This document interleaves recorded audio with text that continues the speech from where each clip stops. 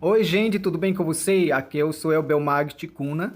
Bom, gente, eu vou mostrar para você agora é quanto que eu ganho através de vídeo postando no TikTok e ganho por visualização, entendeu? Porque TikTok diz que paga 15 centavos por 1.000 visualização.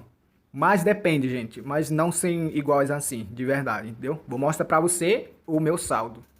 Então, gente, eu vou mostrar pra você de verdade mesmo quanto que eu ganho por visualização através do vídeo e postando durante 3 semanas, gente. Imagina, o saldo de atualização hoje é 28 de dezembro, gente.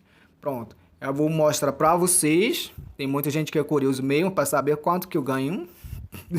É o programa do TikTok beta, entendeu? Então, gente, você vem aqui, porque eu já vou provado também através do programa do Criativo do Beta, TikTok. E 3 semanas que eu postei vídeo, entendeu? Eu vou mostrar pra você agora. Vem aqui no programa de Criativo. Vamos esperar quanto que eu ganho em dólar.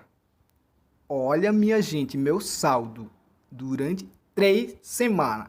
E quanto RPM TikTok paga para mim por visualização, ele paga 13 centavos. Não é a 15 centavos, não. Depende do vídeo, onde a pessoa está assistindo para você, entendeu, gente?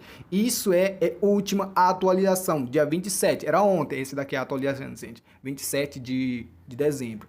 É isso aí mesmo, gente. E se quiser saber como a gente visualizar nosso vídeo bem rápido, me segue aqui que eu ensino pra você, entendeu? Valeu, gente. E volta pra cá, você já viu meu saldo em dólar. Essa é a última atualização, gente. Tchau, tchau, me segue à vontade.